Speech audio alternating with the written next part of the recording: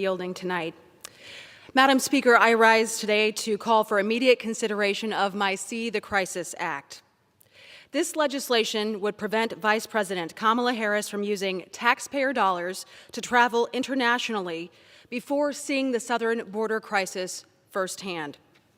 Vice President Harris was named as the administration's point person on the illegal immigration crisis at our southern border 80 days ago, and this crisis is worsening by the day. Yet the Vice President has refused to go to the border herself and talk to the brave law enforcement officers, the men and women who are fighting this on the front lines.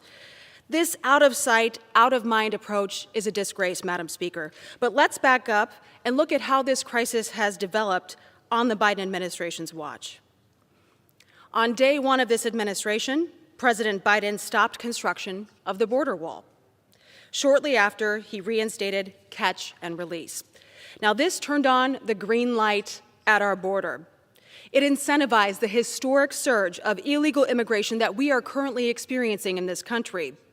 Open border policies are music to the ears of the cartels, the drug smugglers, and the traffickers who make their living on human suffering. And make no mistake, business is good for cartels and drug smugglers under this administration right now.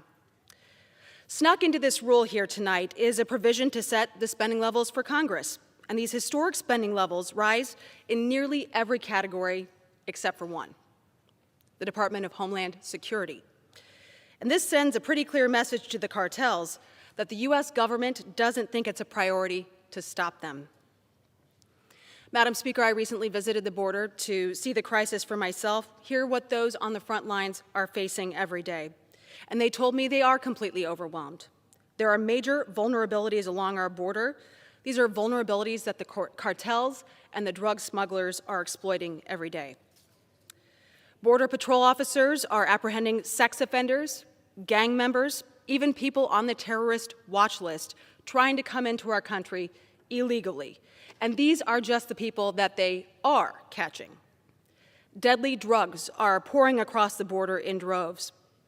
Fentanyl seizures at the border have increased by 233% this year.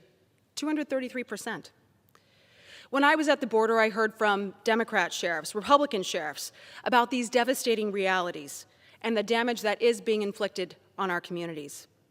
But apparently, even as the administration's point person on the illegal immigration crisis, hearing from those on the ground is too much to ask for the Vice President. She's been the border czar for 80 days. She's been to yarn shops.